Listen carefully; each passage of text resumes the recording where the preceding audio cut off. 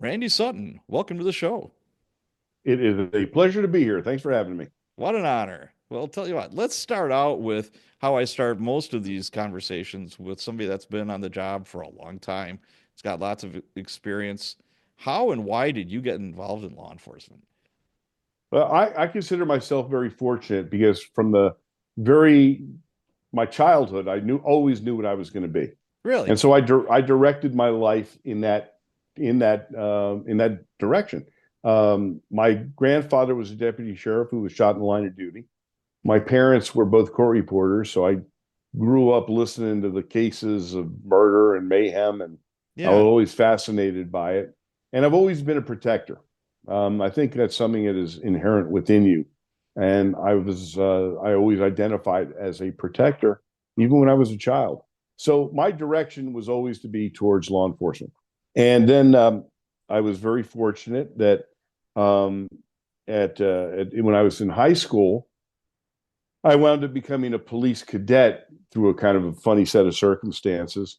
And because I was born and raised in Princeton, New Jersey, a small town, and it's the university town, and it was a great place to grow up. I had a great life, parents that loved me. I was just, I had a beaver cleaver life in the town of Princeton, and I was in high school, and um, I was like I said, I was always a protector, and had a um, I always had a real problem with bullies, Sure. and Princeton and the high school had its share, and they were always taking advantage of the weaker kids, so I would stand up for them, and every time I got in a fight, I would get thrown out of school, and so I got tossed out of school a lot, and one day I'm in the principal's office waiting for my mother to pick me up again. And even though he was tossing me out of school, the principal actually liked me because he knew why I was fighting. He knew that I wasn't picking on anybody, but because they had a zero tolerance, Sure. they were tossing me out of school right and left. So I'm waiting for my mother to pick me up, and he gets a phone call, and I can tell from the conversation that he's on the phone with the Princeton Police Department because every year they would have one of the a junior become a police cadet, which was an intern, a gopher, however you want to disguise it, right? Sure. And I could tell that the chief was on the phone with him or the captain to decide who's going to be the next police cadet for this year. And I'm going like this. I'm pointing my fingers at myself. And the principal got a smile on his face and he said, Captain, I think I have the perfect cadet for you. And that's how I got hired as a cadet in the Princeton Police Department, which wound up leading me to becoming a Princeton cop and the trajectory of my life. Wow. Was that a paid position or was that volunteer? No, no, no, volunteer. Okay. Did you get any like credits for school for it or anything like that? Nope, nope, Okay. nope. I was a high school kid. I was 17 years old and then turned 18. And while I was a police cadet, turned 18, and then because of my, they were going to throw me out of school completely. So I had to take a double course load in my senior year to graduate early. Okay. But as a result of that, when Princeton PD gave a police test, which they only gave once every 3 or 4 years, I was eligible. I was Okay. 18. I had a high school degree and I could take the test. So I did. Now, they never intended to hire me. Like I said, they only hired one cop every 3 or 5 years, even. Sure. That's small towns. Yeah. Right. So there was an opening. I tested for it. I didn't get it, but I was number two on the list. I Okay. guess they wanted to, make me feel welcome, but they're not going to give me the job. And then through a very weird set of circumstances, um, I wound up. So here's what happened. So even though I graduated from high school, I was a special officer with the police department. That's what they called me, and I always kept my relationship with them. And if they needed help, like dispatching or something like that, they would call me in, and I would do it. And Okay. meanwhile, I'm going to college at night and working as a security guard, and doing, what you got to do to prepare yourself. Sure. So there was a hurricane that came through Princeton, and I knew they were going to be shorthanded. So I went in there and volunteered. And one of the guys that I worked with all the time was a guy named Johnny. He was a full time desk officer and a gruff old guy with literally the heart of gold, Yeah. retired Navy guy. And I worked with him a lot. And I went in the morning, and then the hurricane is ripping through the community. And at 3 o'clock, Johnny is supposed to come on, and he wasn't there. Yeah. And we're all figuring that, he probably got stuck because the trees are down. So I took a quick break to go down to the bathroom, open the locker room door, and who's laying on the floor? Mm. Johnny. Uh, He had made it in and had a heart attack. oh, poor guy. So I gave him mouth to mouth and CPR, yelled for help, and I couldn't bring him back. And we're all just shocked. Yeah. And so we're all standing around while the ambulance comes, takes him away. And one of the sergeants comes up to me, and says, "Hell of a way to become a cop, isn't it?" And that's how I got hired. Yeah, there's your opening. Yeah. Wow, that's rough. And I'm just thinking to myself, 19 years old. I don't think 21 you're mature enough to be a cop, let alone I look 19. back on the decisions I made as a 19-year-old cop, and I cover my face, and I'm, oh my God. Yeah, Because I'm thinking to myself, most of the time you start at night, depending on, the department, and you're dealing with drunks and you're dealing with a lot of you you you're a moderator of disputes. A lot of them are going to be domestic stuff or whatever. yeah, And with almost zero life experience under your belt, that makes yeah. it double tough. Oh, really? I mean, so here I am. I'm a cop at 19 in the town that I grew up in, That's tough and too. and Yeah. everything was black and white to me. So everybody got a ticket. Everybody went to jail. I'm writing tickets to my parents' friends, the kids I was in high school with. I'm arresting their parents. I was a very unpopular son bitch. I gotta tell you that. You were a rope. We used to call them ropes. What's a rope? What does A that stand rope for? that for hanging people. Oh yeah, Yeah, yeah. I it's like was yeah, the old timers is like, that guy's a rope. And I'm like, yeah. what is he talking about? It's like, So yeah, so he hangs so everybody. this is the old days, right? We're talking the old days. This is in the 70s. I'm carrying a wheel gun. I'm a but I'm a working son of a bitch, right? I am out there. I literally wrote more tickets than everybody in the department, made more arrests than everybody in the department put together. And I was just out there running and gunning. Well, that didn't make me very popular with some of the old cops, I'm sure. right? Oh, yeah, So there was some animosity, and back in those days, you settled things man to man. sure.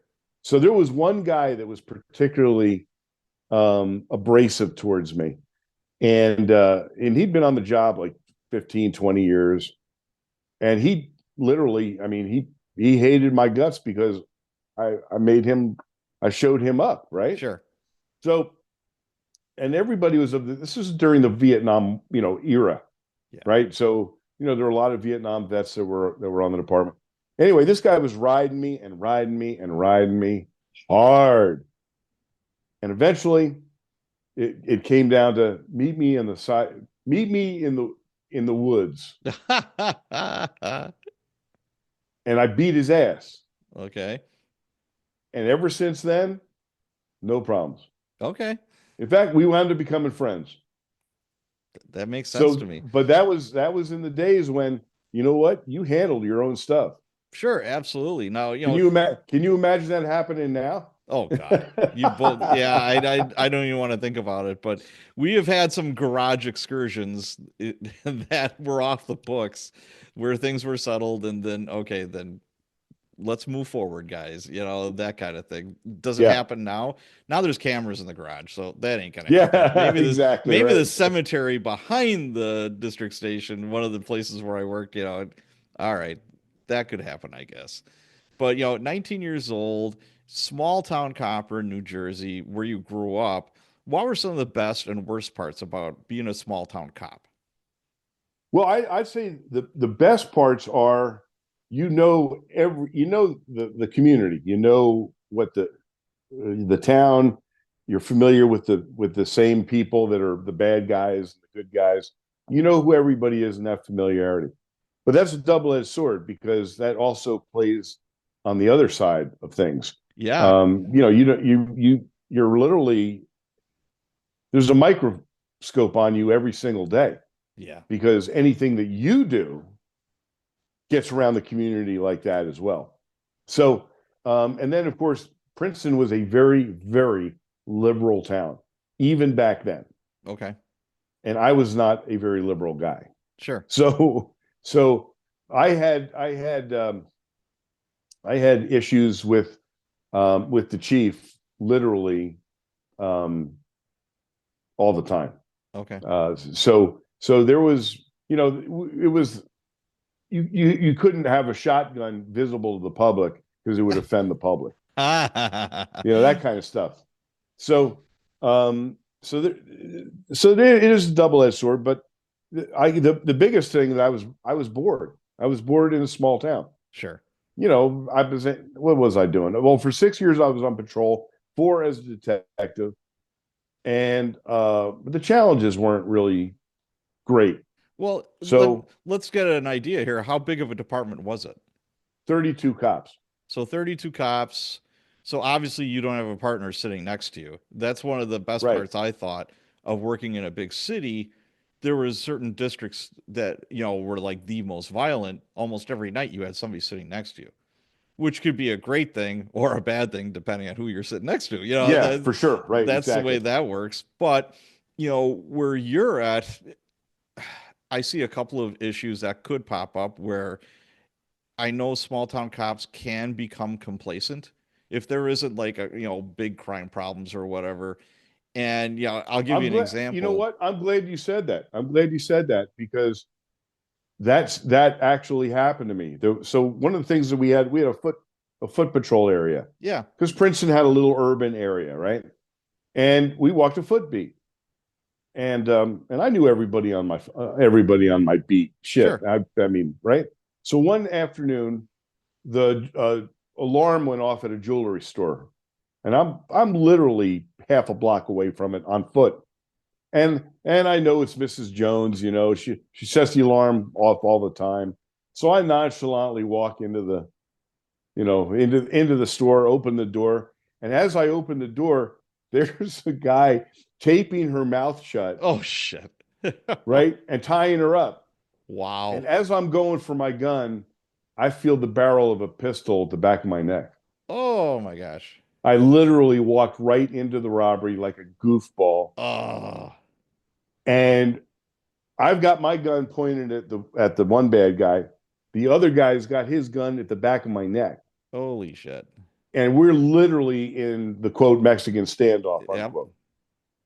And this guy's telling me, you better drop your gun. And I said, I'm not dropping my No. gun, and I'm gonna kill your partner before, even if you shoot me, I'm killing him.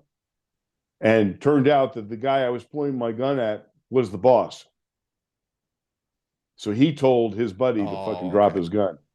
Gotcha. And yeah, so but Whew. talk about a wake up call. Yeah, you are gonna treat everything different now. Every assignment you're gonna go to, or at least I hope you do, Yeah, because I'll give you an example. My wife grew up in Virginia, and she grew up in a town, you might as well call it Mayberry. I mean, it's this really quaint little college town where everybody knows everybody, blah blah blah. And my father-in-law passed away. We were over at the house, and their security alarm went off, their burglar alarm. And my mother-in-law didn't know the code because that was always, her husband's job. yeah. So you could hear the sirens in the distance, and I'm like, okay, that's problem number one. I shouldn't be hearing sirens in the distance. This is a stealth, if you're going to approach something that's in progress, you don't want to announce that you're coming. So they got the lights and sirens going, and I'm just like, oh my God. And they literally, there's two female cops that came, and they literally just drove up the driveway, just drove Yeah. up. Yeah. And I'm just like, and the sergeant in me is cringing. I would chew their asses out. If I saw one of my cops doing that, I would lose my shit. I'm like, hell no. You park at least one or two houses away and you approach it on foot. You do Right. it tactically. Even if there is 100 times it was a false alarm, the 101st could be the one time. And I'm Yeah. just standing in the driveway and they're like, "Oh, hi, how are you?" I'm like, they don't know me. How do they know? How do they not know I'm the burglar or I'm the bad Yeah. guy of some kind? Right. Right. My brain was just like going crazy. And I'm like, this is how cops get killed. Yeah. Yeah. It Well, just, listen, oh, I was a heartbeat away from death that day. oh my And gosh. here's and my department never even had a they didn't have a policy. You just nonchalantly, and then and they did that with banks.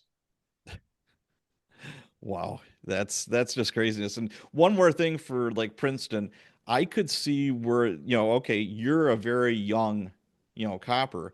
Did you deal much with the students? Yeah. Oh yeah. Hell See, yeah. that would be very difficult because I mean, when I got on the job, I was Oh, 30. I was a little bit older. But mm-hmm. okay, you're 19, 20, 21 years old dealing with college kids around your same age. And Yeah. I don't want to stereotype too much, but I've had experiences, where I've had to police around different colleges, and some of the kids were freaking rock stars. I loved them, and other ones were just entitled little bitches. I couldn't stand them. Well, They, Princeton University, very oh wealthy kids, right? yes, and oh my God, how many times did you hear? Well, I know the law too, officer. I'm Oh, studying it to be was a lawyer. My brother is a lawyer. I'm like, oh my God, you need a warrant for that. I'm talking to you on a city street, dumbass. I don't yeah. need a warrant for the Oh yeah, no, sidewalk, I had plenty of that. Okay, yeah, that's what popped into my head because I had to deal with that, but nothing Ivy League. Yeah, it just, oh man, it drives me crazy. It totally drives me crazy. Like I said, I had some kids that were very respectful, just they were very, very decent. And then I had the polar opposite where, I'll just give you a quick story. I We get sent to a 911 call. There's a big house party going on. And there's a girl that lives in the crow's nest on top of this house. And the only way to get to her apartment is through their house. I said, tell you what. So this kid is like, I'm not letting you in. I'm like, it's a 911 call. She ain't answering back. We're going in. I said, I'll give you 30 seconds to get rid of the dope, the booze, the whatever you got going on. I've got blinders on. I am concerned about the person upstairs. Are they dying or not? No, you need a warrant. My brother's a lawyer. And he didn't even get the sentence out. I had him face down, on the ground, blah, blah, blah. He went to jail. Situation taken care of. His brother, who was going to Marquette University, he was pre-law. He wasn't a lawyer. He brings a camcorder to the district station. This is a while ago. And he sets it on the counter. He says, Officer, just so you know, I'm recording this. I'm like, okay. Yeah, I want to see my client. And I'm like, he isn't your client. And he's getting a city ticket. Yeah, I said, and I looked at him and said, guess what? You just bought him a night in jail. I was going to let him out in an hour. But guess what? I'm gonna go back and tell the booker, hold him till 8 a.m. This is like 1 in the morning. And I'm like, just because of you being stupid. And he's just like, all right. But yeah, I can't imagine what you went through there. But now you're what, 10 years in the Princeton PD? Yep, And I you're did thinking six it's six years as a patrol officer, four as a detective, okay. and I was just bored to death. All right. So you're about halfway though to a full pension, right? I know that. And this Oh, was a big decision. Yeah. that's a biggie, man. That's wow. So, what was, you said you were bored. What was your path to the Vegas Metro PD? So I had made the decision. I need more action, Okay. and Well, you're I went young. down, I get it. and then just and so I went down to a big department down in Florida and tested. I won't give the name of the department for a reason that'll become clear. Okay. And and tested. They had the the written test and and the physical the same day, and then the next day was this and that. So they knew within a week if they were going to hire you or not. So they knew that they were going to hire me, and they offered me the opportunity to go for a ride along, a couple of ride alongs, and so I did. And what I saw over the next couple of days um, led me to believe that the ethical environment of this agency was not going to be consistent with Gotcha. my own. Oh, And I saw some stuff that was very, very disturbing. And so decided I'm not joining this department. And I was telling that story at a Detectives Association meeting back in Princeton, right after I got back. And these two FBI agents came up to me and said, "Hey, if you're looking for a really good agency that is squeaky clean and is top notch, Las Vegas Metro." And that's how I got hooked into Las Vegas Metro. Came out here, took the test, and never looked back. wow. Can you say what happened in that big city in southern Florida? Yeah. So first night, the my ride along partner picked me up, and he had been a cop in New Jersey, so they thought we were going to do the New Jersey mind meld, and Yeah. so we're on patrol, not even an hour, graveyard shift, and we get involved in a pursuit. We're the secondary unit, and we're chasing a motorcyclist, and Oof. this is in the day where the pursuit policy was chase them till you get them. Yep. Or the So wheels fall we're off, or they run out of Yep, gas, or they crash. Yep. exactly. So we're chasing this guy all over hell and creation, and I'm going, hell yeah, Yep. this is what I'm looking for. And we're in an industrial area, and the motorcycle is doing about 80, and he's going around a curve, and his skill set was not as good as he thought it was, Okay. and he left the road and hit the side of a warehouse at about 80. Oof. And I mean, he was literally a red spot on the wall, Oh yeah, that's and the big miss there. Yeah. and the bike disintegrated, and it looked like somebody had thrown bushels of money up into the air, because the bike was packed with money. It Remember, was a this is drug dealer. during the cocaine era, right? Yeah, I was gonna say he's a drug dealer. Yeah. So I mean, it's literally raining down 20s and hundreds, Wow. and I'm going, holy shit, man, this is so cool. I'm going to see how the big boys do it, right? Right. And we're not on that scene for a minute, 2 minutes, and he says to me, "All right, come on, let's go." Well, I said, "What do you mean, let's go?" I said, "Aren't your detectives going to come out?" "Yeah, yeah, yeah. If they want us, they'll call us." I said, and he said, "No, come on, come on." I couldn't wait to get me away from that scene. Okay. And that was like, okay, well, I am a detective. and I think I, Yeah. and I think I know why he wants me away from there. Sure. And then what I saw over the next couple of days, they literally, they kicked everybody's ass. Okay. And I'm not shy about putting my hands on somebody, but I saw him beat a sleeping man. And I said, I'm not joining this department. So Right. a couple months later, I opened the newspaper, and who's getting let out in handcuffs for corruption? The chief of police. Oh boy. Okay. So I made that decision very quickly. That makes sense to me. So off to Vegas you go. What was the hiring like for that? So it was kind of funny. So they had the same thing. They tailored it for out of town people. Sure. So they and this time I did my due diligence, because I wanted to know about the agency that I was looking to join, Sure. and it had a great reputation. It did. Vegas, Um, yeah, Vegas Metro does, without a but doubt. also they had a reputation. Don't mess with them. Yeah. Don't mess with them. So I loved it, and then scored high on the test. Was offered the job, and it was funny because the guys that I worked with in Jersey were like, "Randy, you're going to go to Vegas, where the mob is, and it's all corruption out there." And when I took the test in Vegas, they failed me on the polygraph. Hmm. And the question was, is there anything in your past you don't want us to know about you?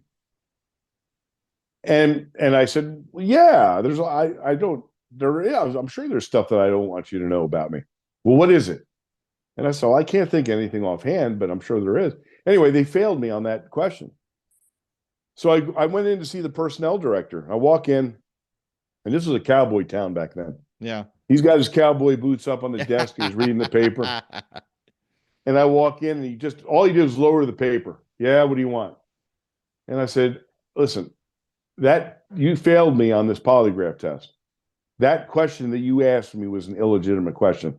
I've worked enough polygraphs. I know what's real and what's not. And he looked at me and he says, well, you are a cop in New Jersey. And I went, yeah, you are a cop in New Jersey. Yeah. And I said, oh, I see. You think I'm corrupt. And he goes, yeah. I said, well, why didn't you ask me those questions then? He says, are you willing to take a polygraph on corruption? I said, yeah. Gave me a whole new polygraph. Do you ever take money for not doing your job? Do you ever trade sex? Do you ever plant dope? Whatever it is. Anyway, so that's how I got hired. Yeah, but it was interesting. So the Jersey cops think I'm going to Vegas where it's corrupt. In Vegas, they think I'm a Jersey cop and I'm corrupt. So at this point in time, Stereotypes. what are you, Stereotypes. like 29, 30 years old when you 30 years old, yeah. that's what I was. I was 30 when I got on the job. And what year was this? 86. Okay. Yeah, I got on in 95, so a little bit later. Yeah, I was 30 years old and I was one of the oldest guys in the academy. Yeah. So for you, I'm sure it was pretty much the same thing. Yeah. That's, I had no problems with I could do push-ups and sit-ups and whatever, lifting weights. I loved every second of that. But when it came to the runs, I'm just like, oh my God, I'm running around with these 21-year-old kids. That sucked. Yeah. Yep. Yes, it did. Yeah, and I know that Vegas does have a very difficult it's a paramilitary organization, or at least it was back when you were in there and some of friends Yep. of mine as Yep. well. For So sure. to go through an academy again, I mean, what was that like? I mean, you already knew most of the answers. You already knew what the Constitution was all Well, you know about and what? search and seizure and all that. You better suck it up and swallow your pride because you're a rookie again. Yeah. And so, you I just for the next year I had to suck it up. I mean, so that I get through the academy, and I was the class speaker, I was the valedictorian, because I was highly motivated. Yeah. There was no going back for me, right? And so when I got out, it was now you're in field training again, and your field training officers had less time on the job than I did. Oh boy. Yeah. But you can't you got to keep your mouth shut and play that game. Yes, you do. I'm actually very, very happy that I did go through the academy again and I did go through field training again. Because policing in Vegas, oh boy, it ain't like Princeton. I mean, I was in my first shooting before I was off probation. Now, when you got on Vegas Metro, how big of a department was it? About how many members do you remember? Oh, it was the ninth largest department in the country. So what was that There about? was I think we had about 2,000 cops. Okay, yeah, we're allocated. Our budget was for 2000, but we were never at 2000. When I got on, it was about 1800. So it was pretty similar. Now I know Vegas went through a boom, and that's Oh why yeah, they were doing a we bunch were of hiring. hiring. Yeah, we were hiring like hell, man. Yeah, Yeah. So I never looked back on the decision. That was the best decision I ever could have made in my life. But it wasn't without pain, right. you Yeah, know. I So could, I could totally see that. Now it's a metro department. There aren't many of those in the country. yeah, it was very interesting. So Yeah, could I you came kind of from a explain that? department. Yeah, so I came from a department where the chief of police was the boss. In Vegas in 1972, the Clark County Sheriff's Department merged with the Las Vegas City PD and became the Las Vegas Metropolitan Police. So we were a city department and also a county sheriff's department. So we wore both hats, if you'll pardon the expression. Yeah, And they made a decision that the boss was going to be the sheriff. So the sheriff was an elected position, which of course is different than a police chief who's appointed. right. And so we were both sheriffs. We were deputies as well as police officers. And now let me let me give you a little background. So Princeton, 1.5 miles square. That's what I policed. 1.5 mile square miles. Wow. I get to Vegas, and Clark County is bigger than the state of New Jersey. And that's just one county. So the Clark County, where I'm a cop now, is bigger than the entire state of New Jersey. And that's a big reality check, man. Oh, I bet. Now, when you got on, what was the equipment, compared to, like, say, the smaller town that you were working in? I mean, like, what do you have for a firearm? So at that time, they issued firearms. They issued a model 659 Smith and Wesson. But here's the thing: in '86, every police car had computers in it. Wow. Oh, That's it high was speed. it was high speed, Yeah. and the training incredible. I mean, I went to New Jersey State Police Academy. We had New Jersey State Police Academy had nothing on Metro. Tough, tough police academy. Okay. Tough police academy. And so we had computers in the cars. We had we didn't have patrol rifles yet, but we had shotguns and semi-automatic pistols. I was still carrying a wheel gun in New Jersey. Sure. So, I come to Vegas, and we're pretty well equipped here.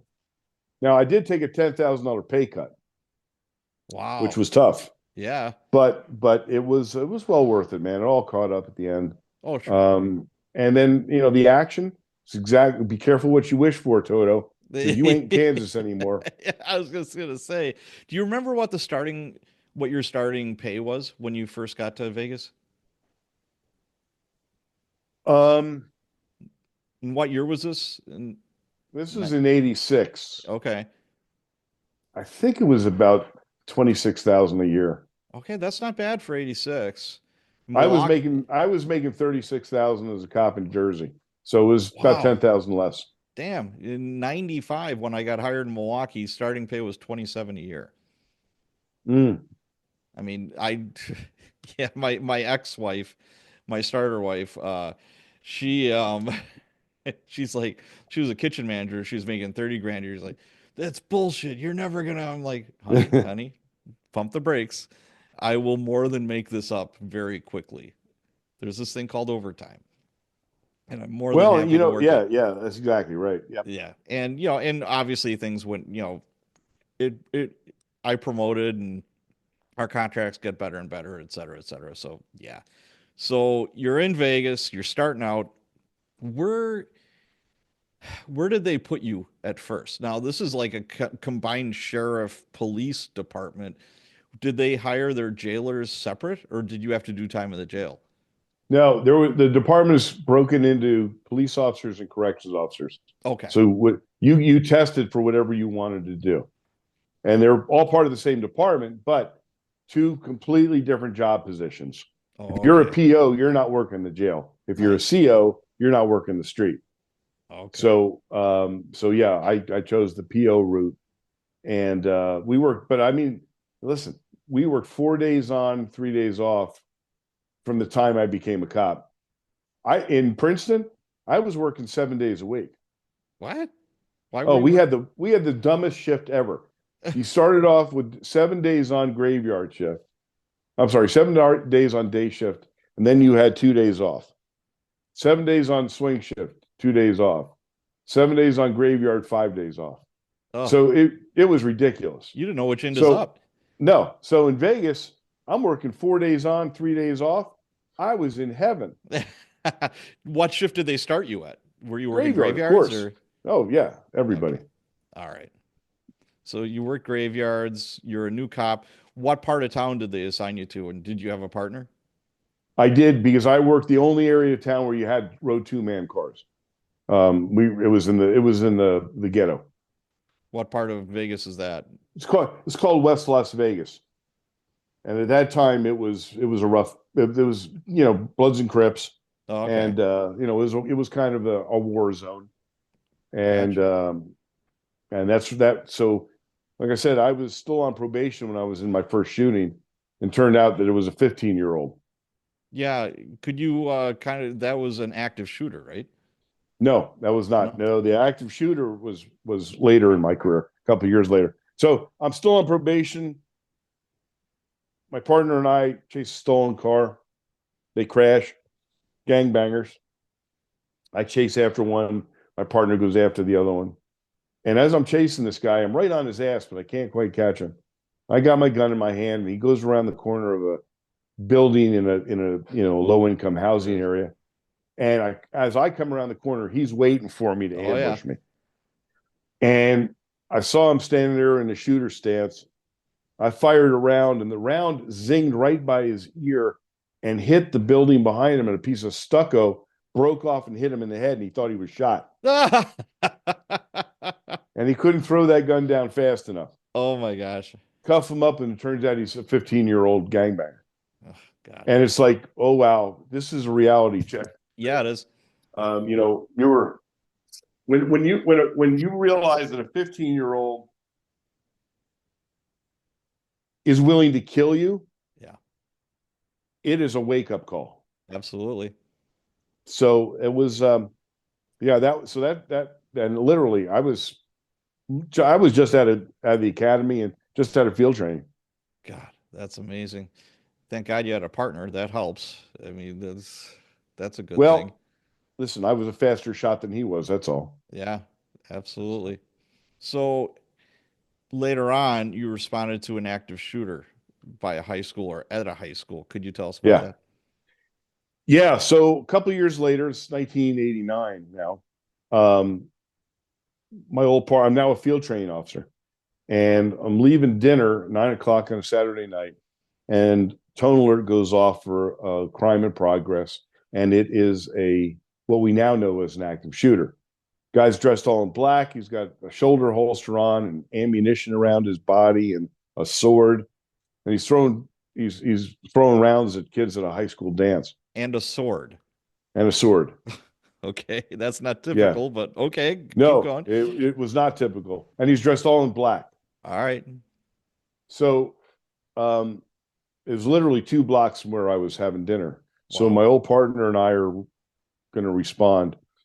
And at first, I thought it was a bullshit call because it sounded so bizarre. Right. But I realized that it's real because two couples on a double date were following the suspect, Oh and God. they're on the phone with 911. Okay, he's shooting at the kids again. They're diving for cover, and then he sees that he's being followed, and he fires around at the car, and the round goes through the windshield between the heads of the two couples. Okay, we're At which out. point the driver said, Yeah. "Adios, Yeah, peace out. I'm being a good I'm citizen, done." but I don't want I like my body parts just the way they are. So I'm arriving, and there's another field training officer and his trainee getting there before me, and I see him jump out of the car. They've got the suspect lit up with their spotlights and their headlights. He's walking down the middle of the street right towards them with the gun in his hand. And I'm expecting, okay, they're going to shoot him, Yeah, or he's going to run, or he's going to surrender, or he's going to shoot himself. And all these scenarios are playing out in my mind in the sure. seconds that I'm driving up. Our air unit gets there, so they're shining their 80 zillion candle power light on this guy. But he does something nobody expects. He walks right towards the police car, puts the gun back in his shoulder holster, and nonchalantly walks right past the two cops who are pointing their guns at him, screaming, "Drop, get on the ground." Yeah. And now that it's like he put the gun back. What do we do now? Why didn't they tackle So, him? Why did well, good question. I can't answer that. yeah, that'd be the first But thing I would think. It's like, all right, okay, the gun is not in play right now. It can be. Now's the time to jump on this asshole and take care of business. so he makes a left-hand turn. He starts walking up an apartment driveway right towards a group of people. Oh boy. And I can't let him get there. But am I justified in shooting him? Of course. Yes. But we don't even know if we have anybody hit yet because we don't have anybody at the high school. Doesn't matter. You could still, But yeah. I run up behind him. I've got my gun in my hand. He hears me and he turns, and I did like a flying side kick to his Okay. sternum. You Jackie Chan him or Chuck I Norris Jackie them. Yeah. Chan him. Didn't Didn't quite work out the way Jackie Chan does, though. Okay. So when I kicked him, he went down and then he came up with a gun, and he and I were literally toe to toe, Hmm. and we both fired at exactly the same time. And I fired 2 rounds, and then the nightmare happened. My gun jammed, Oh, God. and now I'm literally going click, click, click, and he's going boom, boom, boom. Well, let me ask you this real quick. What kind of gun did you have and what kind of gun did he have? I had a 9 millimeter Smith and Wesson, Okay. and he had a 22 Ruger. Okay. And now I'm going click. It looks like it looks like his gun is as a flamethrower. Every Oh, time he's fired around, yeah. the it was surreal. And I got nowhere to go. I'm in the middle of a parking lot, and he's going boom, boom, boom, and I got literally. And by the way, I wasn't wearing my vest. Why not? Back then, I didn't think it was important, Okay. All right. and so I've literally got nowhere to go. So I roll onto my back and I'm twisting from side to side as he's trying to shoot me. And little pieces of asphalt are hitting me in the head. And now the rotor wash from the helicopter is throwing up sticks and stones and rocks. That's hitting me. The 2 cops who were there before me, they see me go down and now they think, oh, I'm going to shoot this asshole now. So Right. now their bullets are zinging over my head. And I don't know who to be more afraid of. Oh, God. It was surreal. Yeah. So my old partner drives in and tries to run him over, but instead he hits a big cement stanchion. Oh, But when his police car like hit it, it sounded like an explosion. sure. And the suspect's attention was drawn away from me. Oh, okay. So I was able to get up and get my gun working and re-engage him. And now he and I are in a toe-to-toe, no bullshit, Wyatt Earp gunfight. Literally standing there facing each other, God. just banging it out. And I remember thinking, I'm the world's worst shot because nothing I'm doing is working here. And then he turned and he ran, and we ran after him. And I emptied my gun and killed him. Wow. And not one of his bullets touched me. That is nothing short of a miracle that It is you did nothing not short get of a shot. miracle. And so that moment was changed my life forever. Sure. And it what it did was gave me what I call the journey of why. Why didn't I die that night? And I believe it's because I had not fulfilled whatever mission I was put here for. So that, of course, began the trajectory of a complete change in my life. Because, all right, Randy, what is your mission? And I fully believe that I didn't die that night because I needed to do something else. And I believe the wounded blue, which is what I do now, is why I didn't die that night. Well, just for civilians that are out there that don't understand, most police shootings are toe to toe. Most of them happen in a Mm-hmm. fraction of a second. And there are situations where guns jam. This is why, you fire until the threat is no more. Until you stop the threat. That's where you hear is like he didn't have to shoot him 10 times. He didn't have to shoot him, Exactly. Right. blah blah blah Mm-hmm. blah. How come you didn't shoot the gun out of his hand? I've seen it in the movies, so it's Yeah. got to be true. Right. Dead-eye Randy there should have been able to, shoot this guy's, trigger finger right out of his hand, blah blah blah. The silliness and the ignorance that you hear on a regular basis from politicians, the regular, it drives me bananas. But, thank God you survived. And it's just, He had 43 gunshot wounds by the time it was done. you know, and it's very, very explainable. This is you can articulate, it sounds like, oh my God, that's terrible. When you say that, I'm like, oh, that sounds right. Because, Yeah. he did not go down right away. He's still firing at you. If there's still a threat, and your brain and your finger do not work in perfect harmony all the time. You know, Right. I was the incident commander for 7 officer involved shootings where an officer was forced to shoot and kill somebody. I was the first one on the scene. for the last three of them. And every time I asked them, I said, "How many shots do you think you fired?" "I don't know, Sarge, two or three." Their magazines were empty. Yeah. Yeah, and it's not because they're trigger happy or whatever. It's just this is an oh shit moment. You are fearing for your life. And you could pound out 15 rounds out of a semi-automatic pistol in about 2 seconds. People Right. don't Exactly. realize, and Yeah. that's without adrenaline. That's without the oh shit, I'm gonna die right now if I don't do something about this. Exactly. That's exactly right.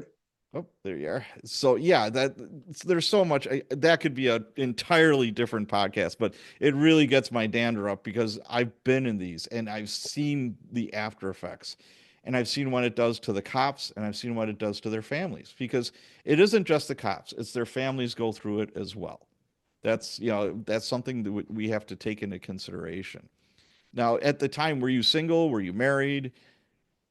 Single. Okay. I've never been married. No children, which I know is crazy for my era. Yes. Um, but yeah, no, um, I've been through a bunch of relationships, and there were tough times, Yeah, and that shooting didn't help. I can tell you no, that. not at all. So you go through this shooting. Now, did you have corners in Quest back then? Yes. Could you tell us a little bit about that? Yeah, that was actually the toughest part. Is his mother was right in the front row of the coroner's inquest. He was of Japanese descent, and he was a meth freak. He was Mm. not high in this particular night though, but he'd done so much meth, he started having visions, and he told his girlfriend God had appointed him the ultimate ninja warrior. Oh my So Lord. he dressed up like that and stole his brother's gun and went off to do battle. And so his mom is right in the front row, and they could ask questions. So all the testimony, and then it's open to the questions. And she looked at me, she says, "Why did you kill my son?" And it's what do you say to that? What do you say to a Right. mother? You're 100% in the right, morally, legally, everything else. But, like you said, what do you say? I mean, that's any mom, no matter how big of a shitbird kid they have, is going to defend them. That's just Yeah, that's being a mom. That's being a mama yeah, bear. You know, yep, that's it. that's the way it is. In Milwaukee, we did have coroners inquest, but we did away with them. They the DA would offer them. They've done away with them now here too. Okay. And I had to testify. My first officer involved shooting as a sergeant. I was the first supervisor on the scene, the third person, and it was a terrible shoot. It was a horrible shoot. Off duty. I won't get into all the nuts and bolts, but I told the truth. And I didn't know how that would be received because it Yeah, wasn't putting that officer in the best of light, but he did that to himself. right. And and like you said, family members can ask questions, and where I was, it was through their attorney. It wasn't through, they just couldn't stand up and ask a question. It would have to be, Yeah, yeah, yeah. Same way. Yeah, okay. And it was, I think, six jurors instead of 12. right. And the jurors could ask you questions and the judge could ask you questions. So, that was a very tough, like, I don't know, I testified for about 45 minutes. It felt like 2 minutes, but and I couldn't have been more happier to get the hell out of